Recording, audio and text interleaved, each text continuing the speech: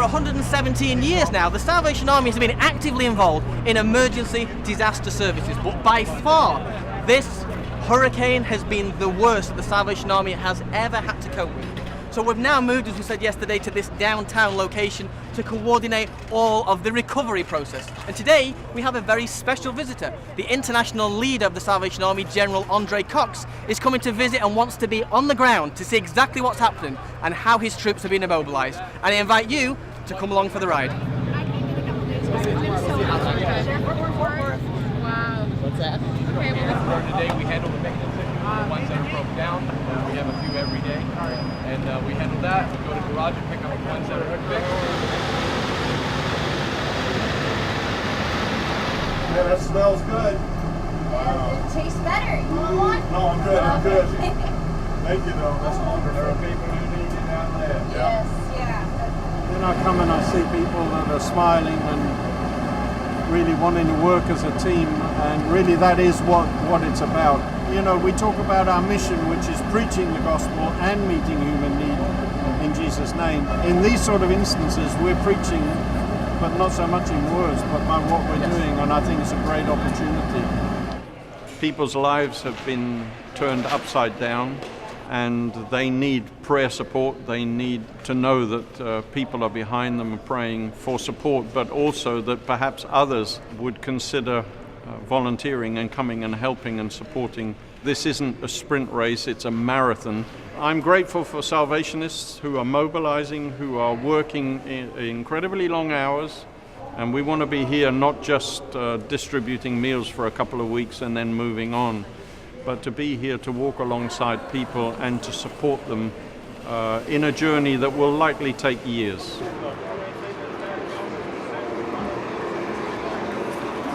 A lot of the program offices and the social services being a place where they can actually be embraced in a way, and then the emotions just pour out. So that in itself, expressing emotion like that, is really healing for us. I came out to see how it looked out here after all the storms and things was going on. I'm glad to see really my people striving and doing, keep going, and I just made my way down here just to check on them. And he asked me to volunteer, and I just put my heart into it and just came in. I didn't even know y'all was gonna come surprise me. Oh, yeah. You were prepared for this. I don't do cameras like that. This is my selfie, Yeah. Everybody knows me. Well, today it looks a lot better. I've seen some pictures of what it looked like. I mean, it was just a lake. I was talking to one of the ladies, and they've, of course, never seen anything like it. I mean, the water was up to the level of the houses, and one had the kitchen completely flooded. One lady with 3 small kids, they lost everything.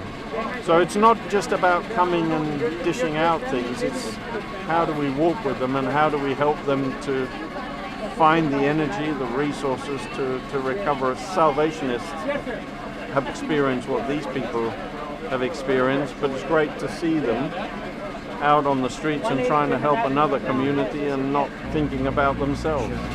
How many meals will you serve a day from here? We did 900 yesterday in the same spot yesterday.